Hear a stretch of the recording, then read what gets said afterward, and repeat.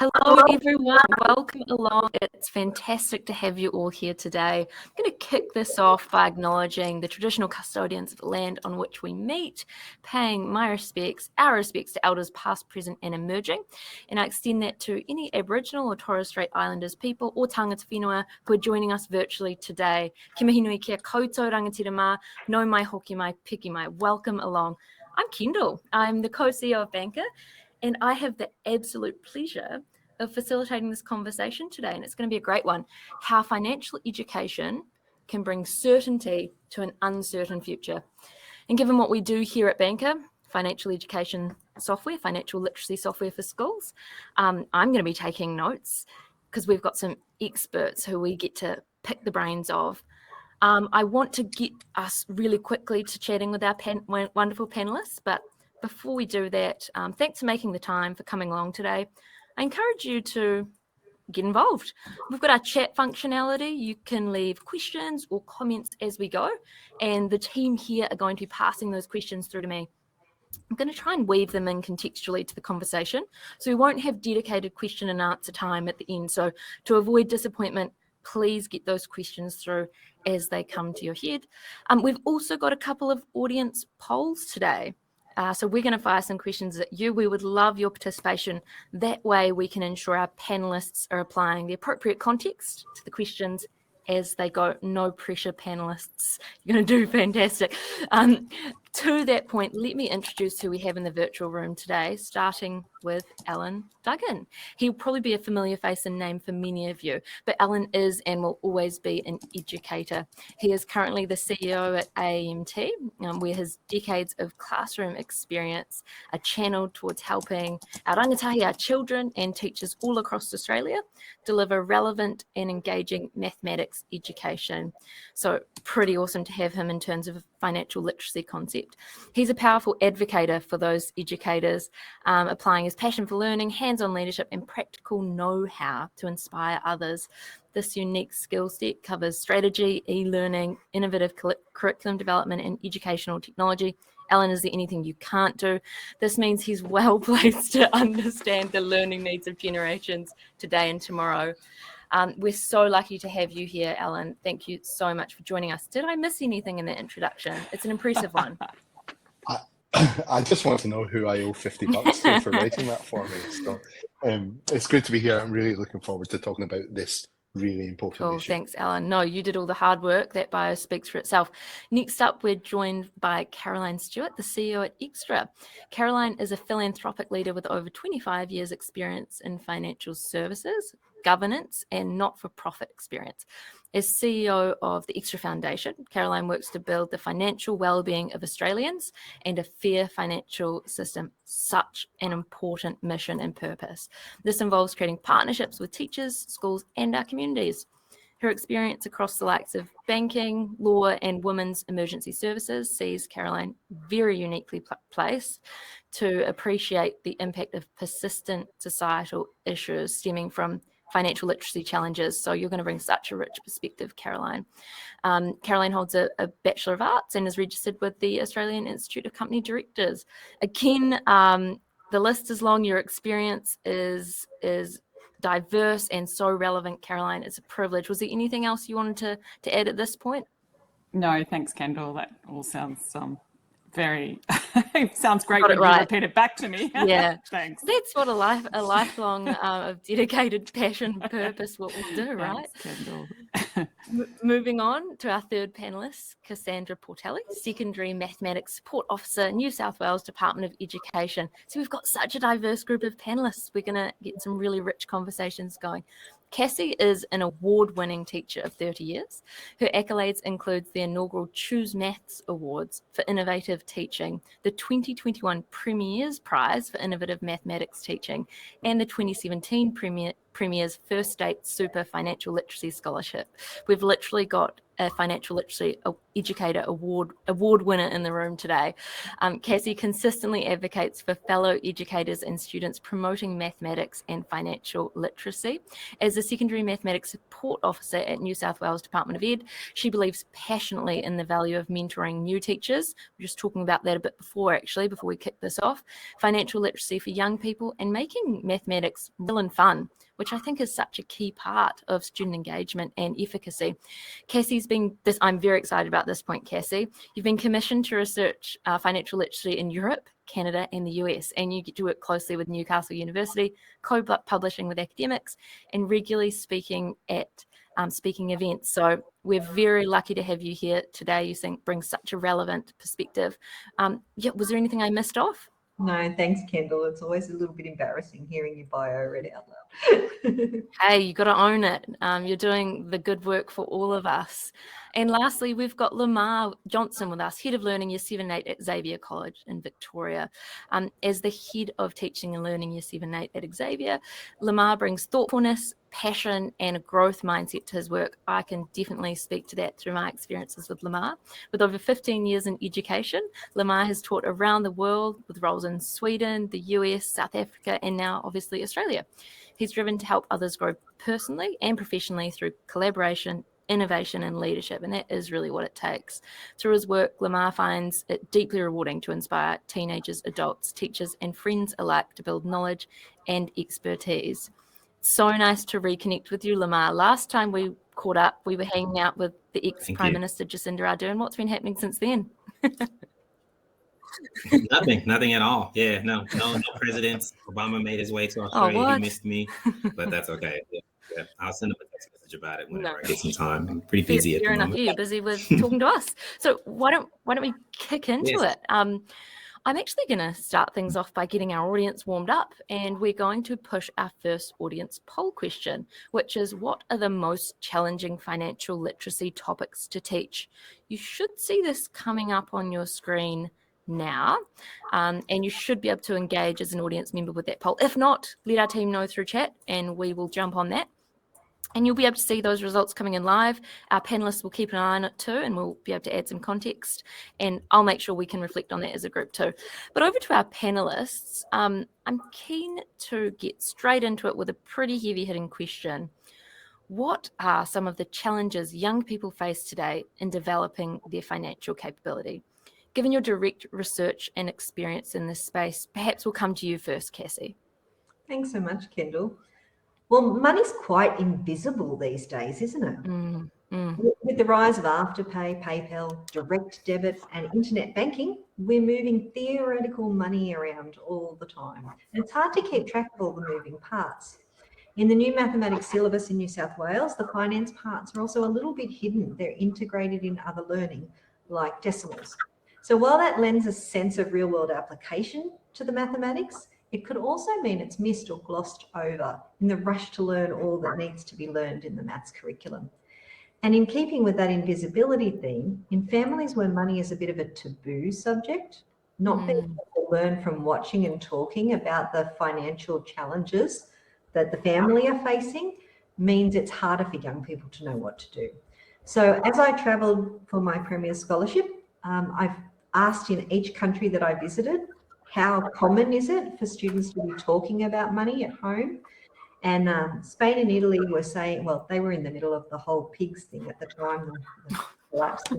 They were saying, oh no, we don't talk about money in our families, but Canada and in the Netherlands, that was a different story altogether. In fact, Queen Maxima of the Netherlands is the patron of Global Money Week. So she's right out there talking about the pocket money of her kids at the launch of Global Money Week that I attended. Oh, that's fantastic. So I'm hearing about invisibility of money or digitization of money, some cultural challenges that come into play as well. Allan, from your perspective, do you see any other challenges in your role at AAMT? Look, I think for me, one of the challenges probably centers around the invisibility of currency these days. And I think about the first time that young people were actually exposed to currency and transactions, and it's much younger than we think. Because when we talk about digital currency, we often go to cryptocurrency in that kind of foreign space, and we think about that. But actually, you know, I've got 3 kids, and I think about my youngest is 9. She engages with currency every single time she goes on her device. Albeit it's not a real world currency. It's not a currency that's going to buy her lollies at the shop, but it buys her things in her virtual world. It buys her things in that life. And so all of a sudden she's faced with financial decisions that in the past young people wouldn't have been faced with until they were much older. And she's dealing in transactions and decision making that's quite nuanced and quite difficult to comprehend. And they do it with such ease, and they do it with such a risk-taking mentality that when they come to be a little bit older and they start to deal with real currency, I think we're seeing a transition of some of that risk-taking mentality into their real world transactions. And so there's this whole challenge of how do we help them to make good decisions? How do we help them to be informed? And how do we make connections? You know, we think that the only risk of screens with young people is the money that they spend, the real money. You know, we've heard these horror stories of racking up huge credit card bills for parents. But actually, what are the games teaching them about values and decisions and transactions that we don't think about? And I think the other thing that it leads to is we're seeing a huge increase in actual gambling by young people in secondary school, particularly in that 11 and 12 space. I talked to so many schools and teachers around the country. In fact, someone described it to me recently as gambling is what smoking was 20 years ago. Gambling is the smoking of today, where you've got young people truanting so that they can go and gamble. You've got young people gambling in class and the teacher comes over and puts the lid down. We've got lives being destroyed by a gambling addiction that is happening in 11 and 12. And there's a number of schools that I've spoken to over the last 12 months that have identified that. So I think that whole unseen digital currency that maybe we didn't think was digital currency is a space that we've got to do a little bit of work on. And then that decision-making space is another space that we've got some opportunities in. You've raised some really interesting points. Really, currency it doesn't have to be a national currency. If there's perceived value in a currency, it's a currency. So lifting the veil on that, giving it a name, and being really mindful of what those behaviours lead to is so important. Yeah. So thanks for raising those points, Allan. Just taking a quick look at our poll, it looks like we've got a couple of it's quite diverse, actually, the spread, but a couple of joint leaders there in investments in digital currency. And digital currency's just popped ahead, perhaps, with your advocacy there, Allan. So I think if we're holistically considering of digital currency, not just our cryptocurrency, that people may see that a bit differently as well. Lamar, coming to you, you're in the classroom more so actively than anyone else on the call today. What would your response be to some of the challenges that our young people are facing when it comes to developing their financial capability?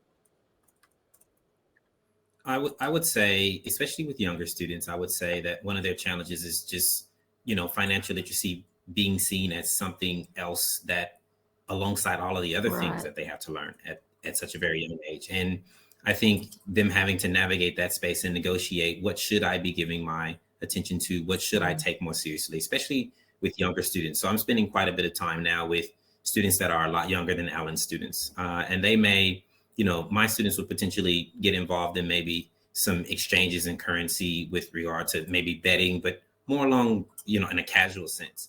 But now they're having to navigate all of the diverse things that they're having to learn. They're having to navigate all of the fears and the anxiety that teachers are coming into the classroom with around whether or not the work that they are presenting is theirs, if it's authentic, and so on and so forth. And so everyone is spiraling and trying to make sure that students are still learning and still being students, while at the same time, we're constantly realizing that, wait a minute, we need to equip you all with these skills. Wait a minute, we need to equip you all with these skills as well. And so I think being in a student seat and thinking about from their perspective, how many things everyone is saying, it's extremely important for you to be on top of or be abreast of at such a younger age. I think is probably one of their largest challenges, trying to discern between what is valuable to me and what is valuable to my teacher, and what it is that I can be doing now to make sure that I'm equipped with all of the things that my family is saying is important, or my peers are saying that is important, or my teachers are saying that's important. It's being a student in today's age has completely transformed to what it would have been 5 years ago or 6 or 7 years ago. So they do have a lot of access to quite a bit more financial decision making, as Allan was alluding to earlier, than they would have had. I think almost funnily about the fact that when I was interacting with finance as a kid that's the same age as my students, it would have been like the equivalent of like a lemonade stand.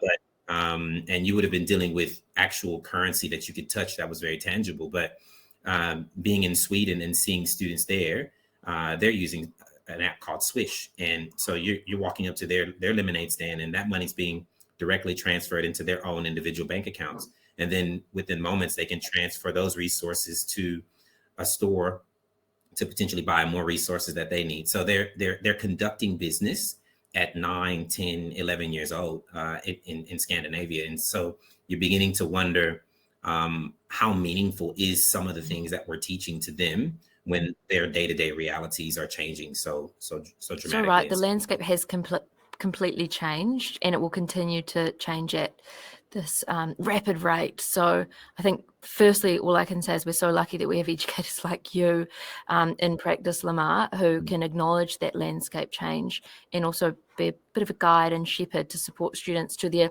ultimately their unique example and answer of what is right for me, because we can't standardize that in itself, can we? Thanks, Lamar. Caroline, over to you. No Any worries. additional challenges you wanted to throw out there in terms of this question? Thanks, Kendall. My disclaimer is I'm not the educator on the panel here. Extra Foundation is a grant-making charitable foundation, and we run a program in schools called Talk Money with Extra Foundation. So, the feedback I'm giving you here is as a result of the feedback from teachers and parents and surveys and the students. So I think the panel has covered an incredibly wide range of topics there, particularly around the decision making piece. I think that's quite important. In 2021, we ran a survey with over 2,000 Australian parents, teachers and students. And to pick up on Lamar's point, there's a lot of pressure. 95% of teachers and parents think that students should learn about money and finance, and 89% of students say that they want to learn about money and finance, but only 65% of parents even know whether their kid is learning or not learning about money. So the feedback that we gathered through that is what do students think they want to learn about is not necessarily what they're being taught at school. And so in a really crowded curriculum, there's always going to be that tension between what the students say they're interested in, perhaps what the students need to learn the fundamentals of, like around decision making, and what's existing within the curriculum. So that's a tension that I don't think that we're going to solve today, but obviously there's different approaches that work for different students.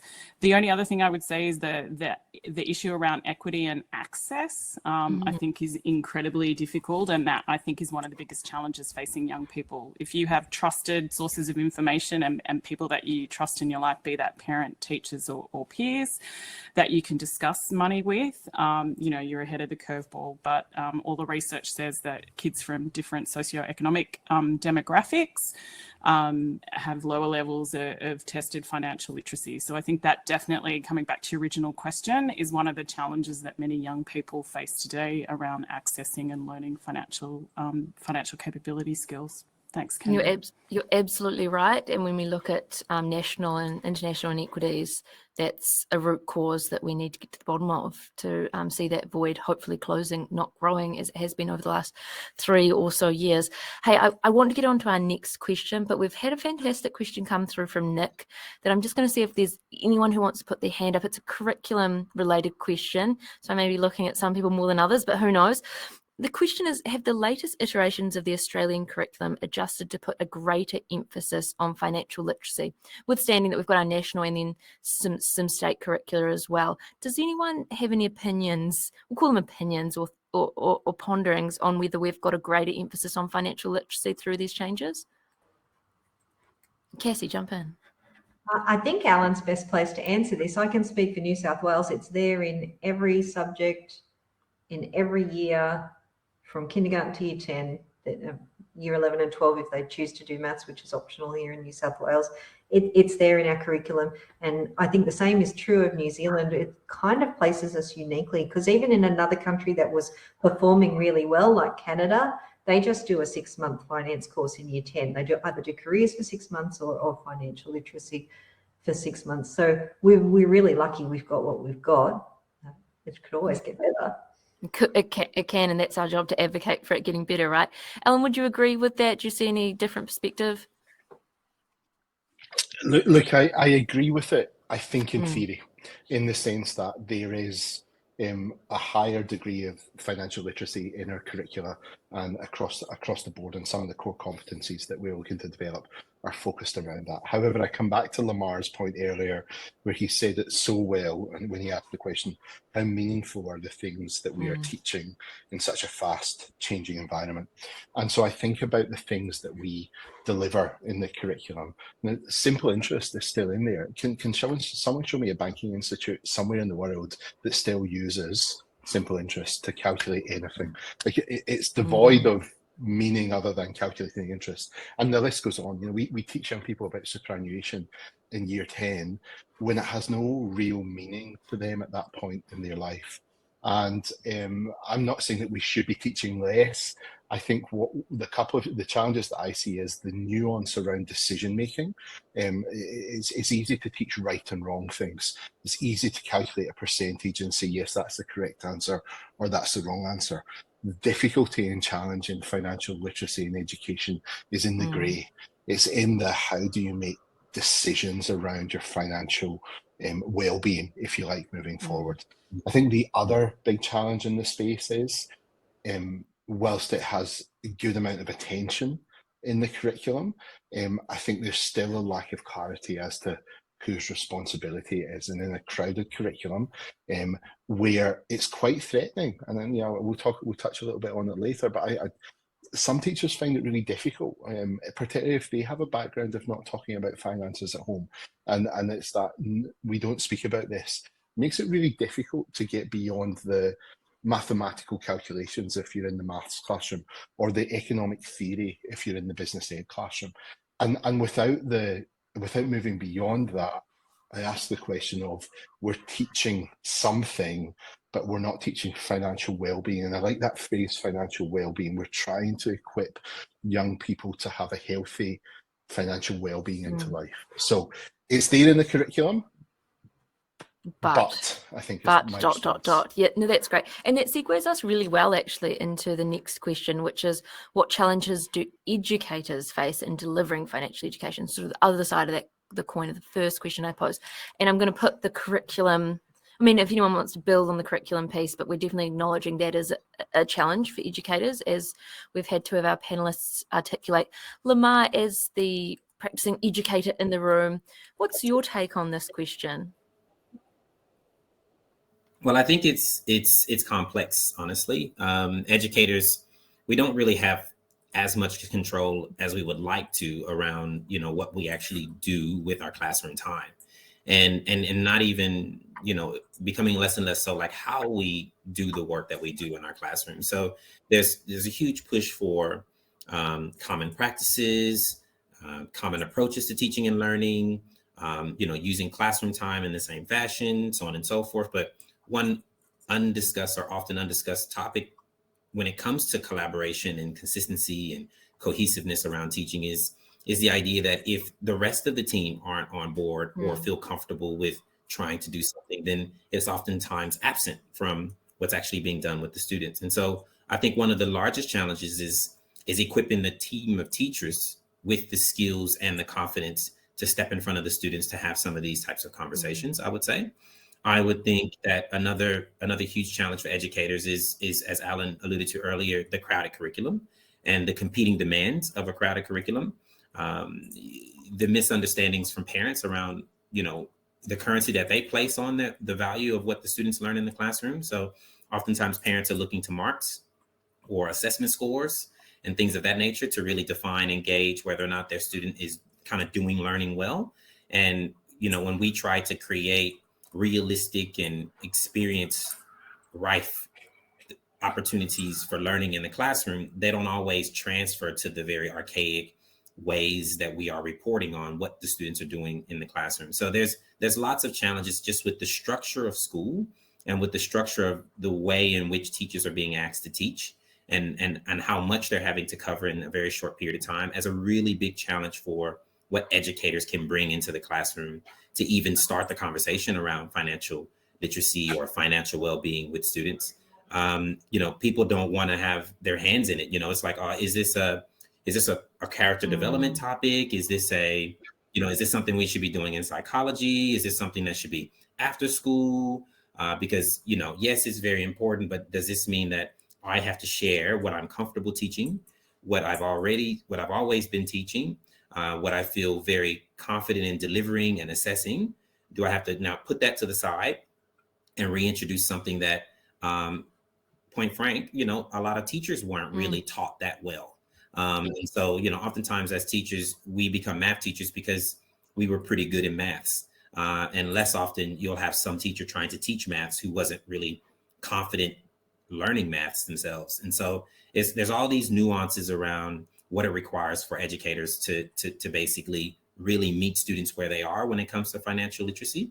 And so I think opportunities to introduce them and get them engaging in financial transactions in a safe space is probably what we should be leaning towards when it comes to the curriculum, rather than the topics like simple interests, like Allan was talking about earlier. It's really hard to create those experiences that are meaningful and that will stick with them, so that then when they walk away from what's being taught in the curriculum, they're saying, oh, like, I really feel like that's going to be relevant. Like, I really feel like that's what I'd like to be using my classroom time. Such a well-rounded response. And I'm sure it's one that will resonate with a lot of educators on the call, Lamar. So thank you for sharing that perspective. If my panelists are happy, I'm actually going to move us on to the third question. This is such a rich discussion and time is just slipping through our fingers. If you can't sleep at night because you have to say something, jump in. But otherwise, I'm going to move on to question 3. So far, we've focused on that student and educator sort of systemic challenges, but I'd like us now to start shifting to thinking about impact. So Caroline, perhaps we'll come to you first. Research suggests that the financial literacy of young Australians is falling. What is the impact of this in 20 years' time if we don't turn this around? And look, I won't hold you to this. I'm not going to chase you down in 2043 and say, you know, you were wrong. But what perspective do you have on that?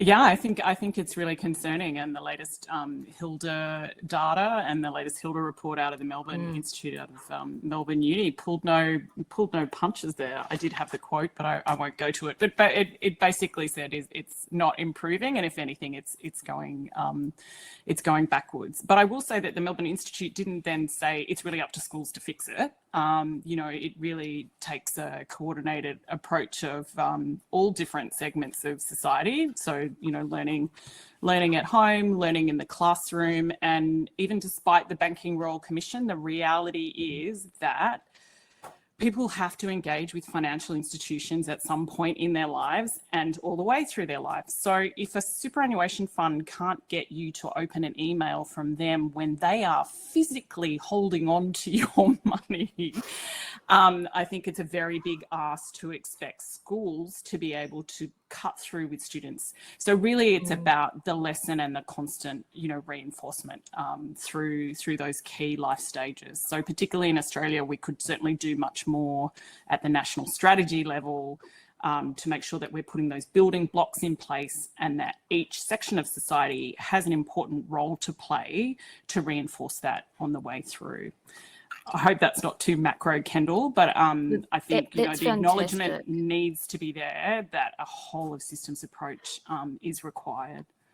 It's such a complex issue. The problem belongs to all of us. The solution is inherently going to be complex to navigate, and it also has to belong to all of us. So I totally agree with your perspective there. Cassie, anything to build on that crystal ball gazing 20 years' time? As I said before, we've got a lot of financial literacy built into the curriculum, But what kids want to know about is their own stories and your own stories. And I suppose there are teachers out there that don't have a lot of financial literacy belief of themselves. And kids have so much more experience now than they used to have. So the stories, even the fails, and the stories that the kids bring to the table are going to be very important in making the literacy ring true for students. I think we can rely less on some of the resources and more on what comes to the table from student stories. I like that. I like that idea. Allan, what about you? Financial literacy falling, math is a great conduit for financial literacy. What's going to be the impact if we can't sort this out? Well, look, I think that we are in a very disrupted time in history as a society and as a world. I don't want to, I don't want to go even more macro than Caroline did. But we are in a really uncertain time, in a really uncertain economic conditions right now globally. We look at Australia, but we look beyond it. I was having a conversation with someone just yesterday who was presenting to me the idea of the impact of generative AI on the economy and the deflationary value that that's going to have. And we just have to look at a whole host of the market. There was an education company in the US that lost, I think, 43 million of their stock in one day because they wouldn't give a financial outlook for the year because of the impact of chat GPT on their potential business for the rest of the year. And so I think we are in a really uncertain economic conditions. I think that, we talk about real life issues. Just this week, we've had the budget in Australia. We talk about the access to housing. We talk about migration levels. We talk about the cost of living. We talk about access to all of these things. And I think that unless we start to have some really helpful conversations in all of these spaces, then the issues are going to be challenging regardless, but the navigation is what we can determine by having the conversations, right? These challenges are going to be here. We can put our fingers in our ears and go la la la, which is nice sometimes, or we can talk about it in a way that makes sense to me or to the young person that I'm teaching. And I think, we've spoken a little bit about financial well-being. I'm pushing the buzzword financial well-being, but I think there's an awareness, and there needs to be an awareness around financial well-being of teachers. I assume that everyone that's in this room today is in this room because they've got an interest in financial literacy for the young people that they teach, and that they've got a certain degree of financial well-being themselves. But I think it's fair to pick up on a point that Lamar made, which is that just because someone is good at maths or business education doesn't mean that their own financial well-being is good. And so there's a degree of intimidation or a degree of being overwhelmed at the prospect of teaching some elements of financial literacy that go beyond just calculations. And I think that's a challenge. And it's, right the way back to what Cassie said kind of at the top of the hour, where we were having a conversation where she was talking about how much is it spoken about at home. And so, maybe round off my comment by pushing back to what Caroline said. We need to be talking about this as a society. We need to be, we've done a whole load of work about getting parents to read to their kids and the difference that makes, spending X amount of time reading every day to your kids. We need now to have a campaign about financial literacy, talking to your kids about money, helping them to make financial decisions from early on as well. And I think that's a really important part of the next 20 years. I agree with that. And I can see our panelists are itching to get out of deficit focus mode to talk about empowerment and what can we do to change. So I'm going to help with that transition. We're going to move on to our next question. But first, audience, thank you so much for the questions you've sent through. I'm going to pick your brains again with another poll. So before we head on to our next question, the poll question, what are the barriers to teaching financial literacy at school? We want to know from your perspective. We've shared some of the challenges we've perceived in our travels or in our school, in Lamar's case, schools. What are your challenges? While you're doing that, I'll push us forward with the question. This is going to go to you, I think, Allan. Keen to keep your brain ticking over. What do young people need to know today to reduce that uncertainty tomorrow? And you've already sort of bridged a bit of those conversations for us. Look, I think what they need is the ability to make decisions. If I sum it up in one sentence. Now, how we do that is the big challenge, but the ability to make good decisions. The language of right or wrong, good or bad, is not helpful when it comes to developing strong financial literacy in young people. And yes, there are elements of calculations that are really important to get right, but that's not where it stops. And so for me, the whole idea of how do we help our young people to make some good decisions? You know, the reality is that there is more information available to them each and every day than has ever been available to them before. They are bombarded every minute of every day, whether that be an ad on the podcast that they're listening to or between a track on Spotify, whether that be as they're scrolling through TikTok or Instagram or whatever it is they do. They are bombarded with information, lots of it financially related. We need to equip our young people to be good makers of decisions. We do have information overload. So being able to navigate information, discern information, and make decisions off the back of that is so critical. I agree with that. Cassie, what's your perspective? How do we reduce some of this financial uncertainty? I totally agree with Allan about the decision-making, decisions how to spend, decisions how to save, how to invest. If we can show them the pathway out of debt, or better yet, how to not get in bad debt at all, then that would set them up for a better tomorrow. Also, I love the power of compound interest. Might as well be the eighth wonder of the world. And I saw mentioned in the chat superannuation, it's just harnessing that power of compound interest. They need to know how powerful they can be. I love that, modelling that, showcasing what success looks like. Lamar, what about from your perspective? I would say students. I agree with everyone. I think it's decision making, but I would almost say we don't even have to wait for 20 years. Like, students are dealing with uncertainty now, and they're we're talking about students who are stretched across a wide range of socioeconomic backgrounds, and students whose parents are having to make tough decisions around whether or not they're going to change a brand of this item or purchase something that's a lot less expensive. And I think it's oftentimes more difficult to teach students to look forward than it is to just teach them to pick their heads up and look around them, and have something with them to accompany them while they're kind of engaging with all of the things that are circulating around them. There are clouds of decision making that are taking place: poor, pretty good, really irresponsible, neglectful, that's taking place around them. There's impulse conversations, there's impulse buys that they can see, that they can observe, going into a grocery store. One of the only things I would say that I would add to my profile is, that I'm the father of a toddler. And when I take my daughter into a grocery store to potentially pick up some items and she's alongside me, she believes that everything that she can see, she can have. And so oftentimes it's really important to start teaching our students how to actually look around them, ask their parents questions, facilitate conversations with their parents around decision making, create it in a nice package where they can go home and have some conversations around how much, how are we shopping for groceries? Why are we shopping in that manner? Why are we choosing Aldi for these items or choosing Woolworths for these items? Or, why don't we shop at the Milk Bar? Or that really that place that's really close to us, like, so that they can actually start learning about the things that are really close to them, because learning is the most rich when it's all about the proximity, and it's all about ways that you can make understanding relatable, and ways that you can actually learn and fine tune decisions that are taking place around you.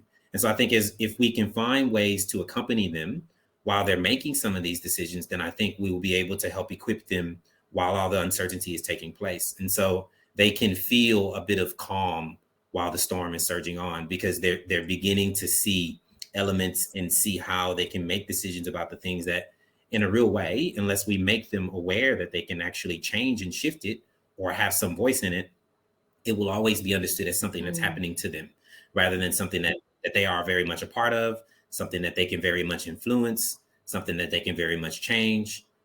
and then in a very real way that can change their lives and their parents' lives.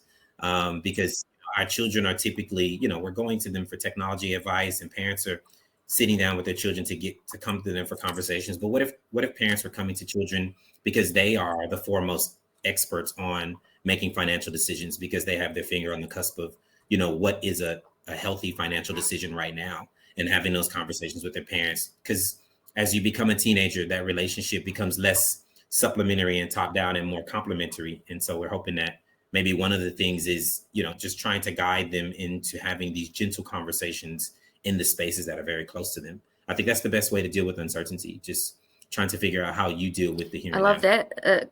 A number of quotes I pulled from that will go into my book of Lamar's wonderful quotes. I particularly liked the notion of, it's not so much about looking forward, but just pulling your heads up and looking around and having that contextual, experiential, accompanied learning moment. And I also like the notion of accompanying students through their learning experience and empowering them to take control and be the ultimate decision maker in their future. Caroline, any thoughts from you on this question? I think, Lamar, that was incredibly articulate about the challenges. The only thing I would add is one of the things that we try to frame, and picking up on Allan's point around financial well-being, is students, particularly as they get older, are very aware of physical health and exercise and fresh air and sleep continues to get reinforced to them. But one of the things that we're looking at is that holistic approach, and how thinking about money and finance in the sense of a holistic outlook on life.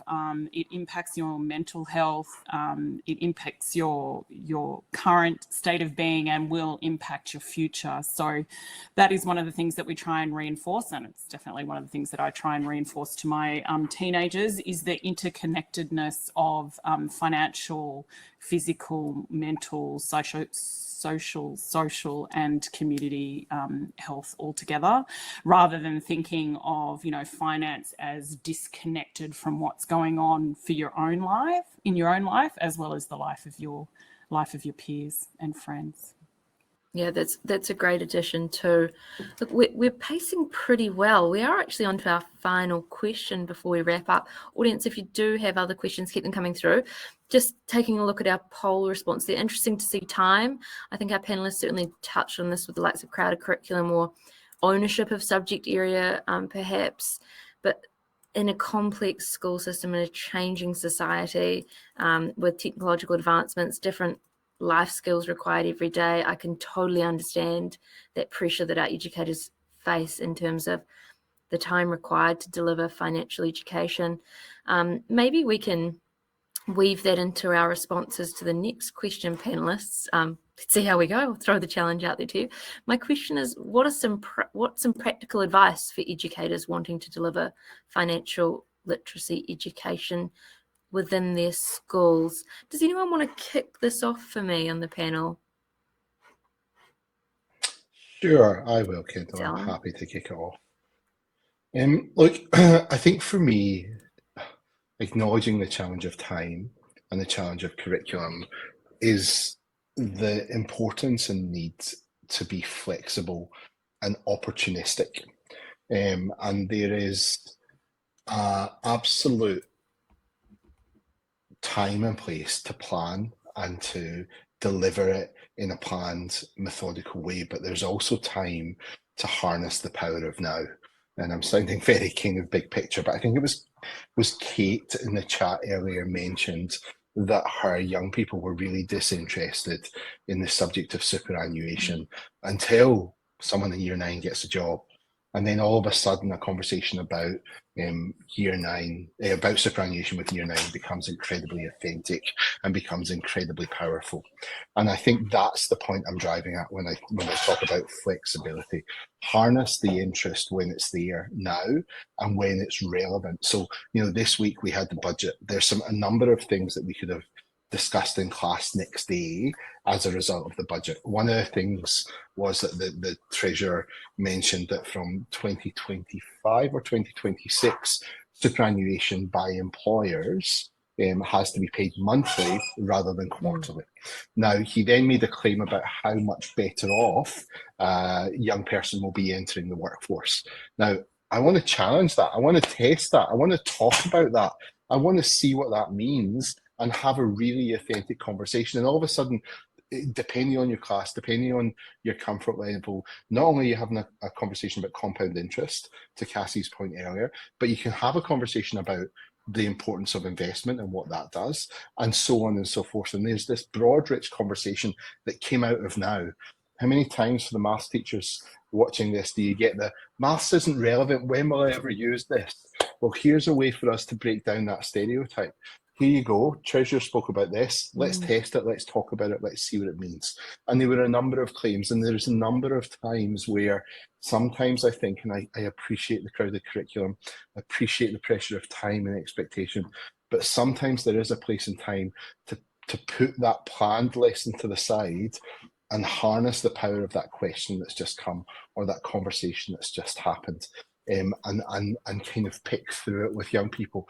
And so I think the importance around how we have flexibility is really significant. Kate's just mentioned in the chat the whole idea of paying fortnightly versus monthly for a home loan and the difference that makes. It's another powerful example that sees the richness of it. So I think looking to be flexible, looking to take advantage of the here and now is really important. And sometimes we get caught up in that crowded curriculum and time poor space that we don't often make time for. Thanks, Allan. Great perspective. Caroline, how about you? You work in the space, you work directly with schools. What practical advice would you have? I think, Kendall, you made the point, there's actually no lack of resources, and I've seen in the chat channel lots of really passionate educators have either designed or co-designed their own courses. The issue really is how do educators know what's available and how to access it. There's not really like a centralized clearinghouse like there is in some other jurisdictions. Now, Extra is looking at trying to pull together some of that information, not as a substitute for the Department of Education, but we obviously get approached by lots of amazing organisations doing really good work in community and in schools. Obviously, without advertising, Banqer runs some amazing in-schools programs, and you've obviously got a fantastic group of educators because you've got people coming after work today. Extra runs Talk Money, which is also a face-to-face facilitated financial literacy program in schools. But we're also aware of lots of community level grassroots programs. And then obviously there's also the official channels, which Cassie is probably more familiar with, like Fuse in Victoria and the New South Wales resources. So yeah, I think the challenge for educators is finding that independent, trusted, up-to-date information and resources that are easily accessed and easily delivered without too much friction for teachers accessing that. And time is always the issue, isn't it? It is. Thank you, Caroline. Some great chat going on too. Thanks, audience members. Cassie, your practical advice for educators? Well, I think most teachers become teachers because they want to make a difference in their lives of the students. And one of the most profound differences you can make is on their financial wellbeing. And I really like that term, Allan. Thank you for rephrasing that. It's in my mind forever now. The implications of doing that will last their whole lives. So good financial capability means happier and healthier young adults, comfortable future parents who'll be passing on their learning to the next generation. And honestly, the cycle of poverty potentially begins and ends with a good teacher. Begins or ends with a good teacher. In my teaching, I've drawn on a wealth of really fabulous resources, like what's offered by Extra with their Talk Money program. I've used Money Smart, Banqer, Easy Money, the Financial Basics Foundation, and there are upcoming resources that are going to be in the statewide staff room for any New South Wales Department of Education teachers that'll address our new curriculum. But I suppose my biggest tip is draw on their goals and dreams. And I promise you that putting a little bit of extra effort into the lessons that you teach around financial wellbeing will leave a benefit that'll last a lifetime. It's great, great practical advice. Thank you, Cassie. Lamar, I'm going to let you close with this question. What's your practical advice for other educators out there? I would say put the students in the driver's seat, honestly. I think oftentimes we as educators get a sense that, or we spend quite a bit of time and energy and effort in trying to package it and deliver it, like Allan said, in a way that's structured.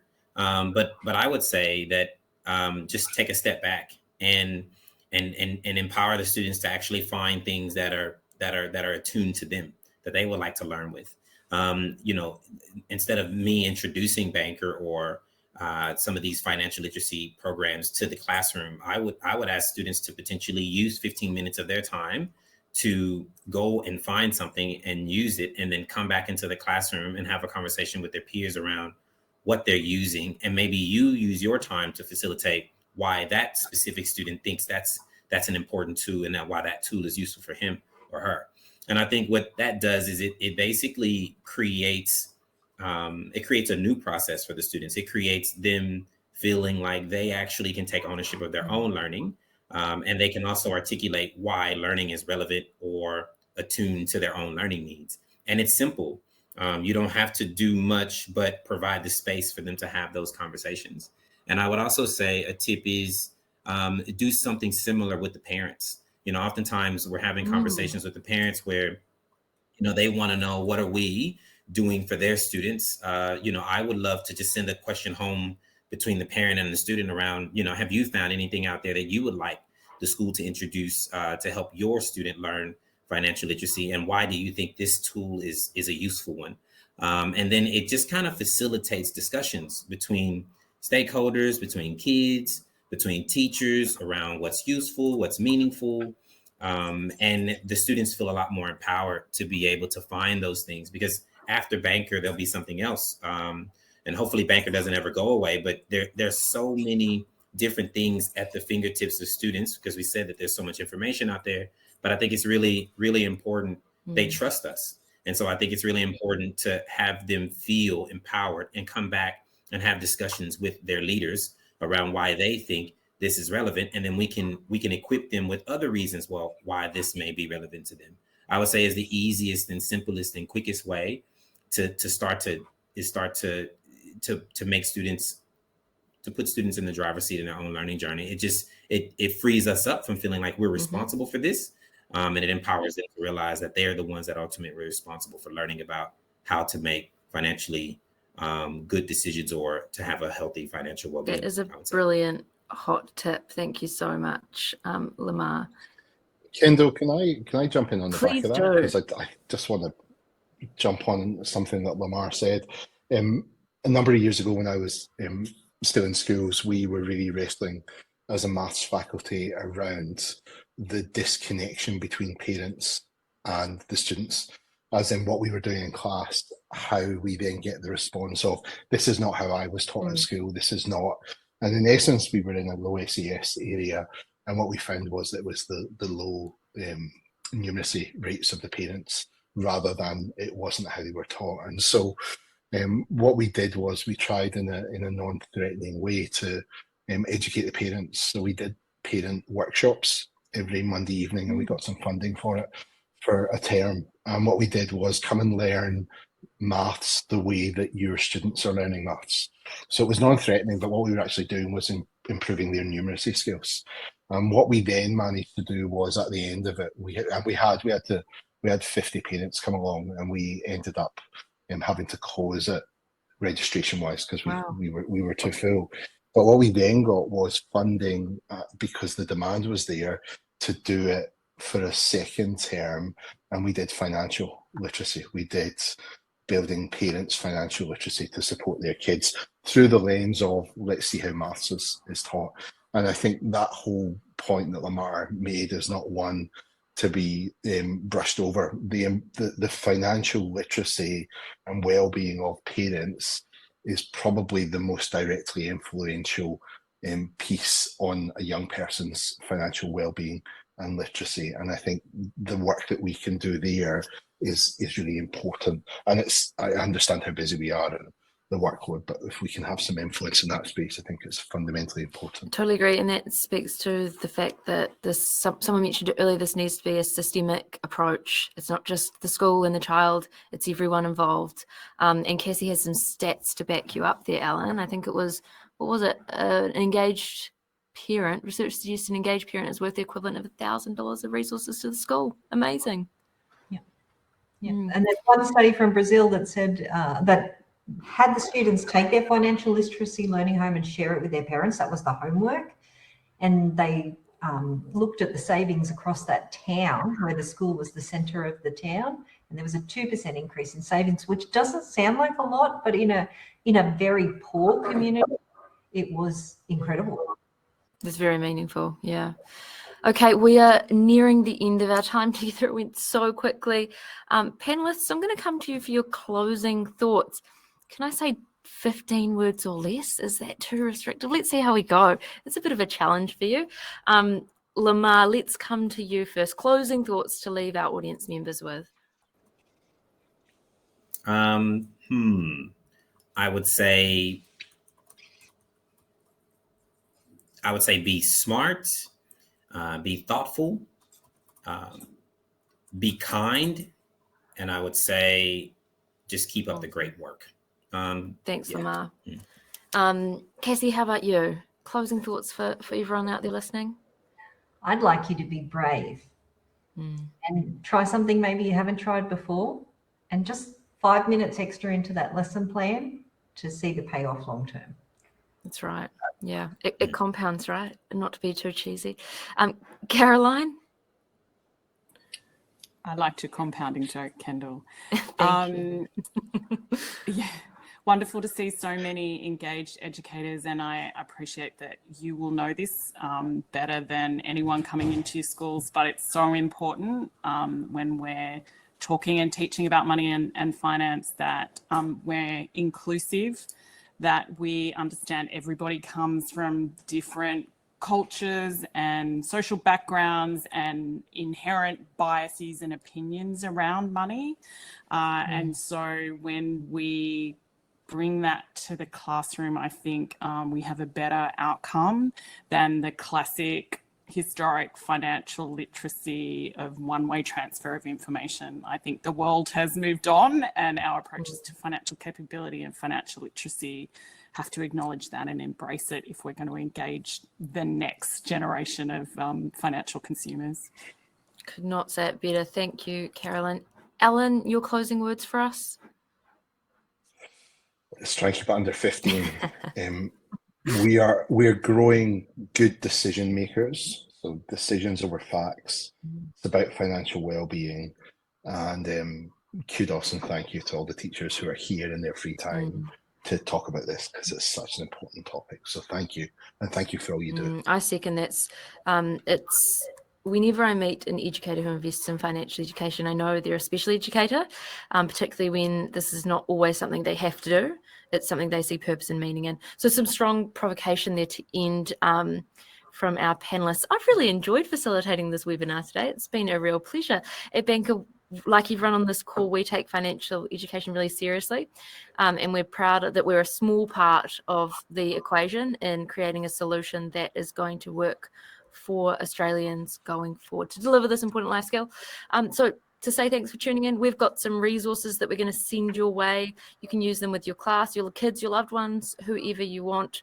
They've been developed by former educators with the curriculum in mind. So keep an eye on your inbox. Some questions about other resources have been put into the chat, so we'll be sure to capture that list of recommended resources from the panelists and send that your way too. If you're interested in Banqer's approach to financial education, our simulative financial literacy platforms, please head to our website, banqer.co, to check it out.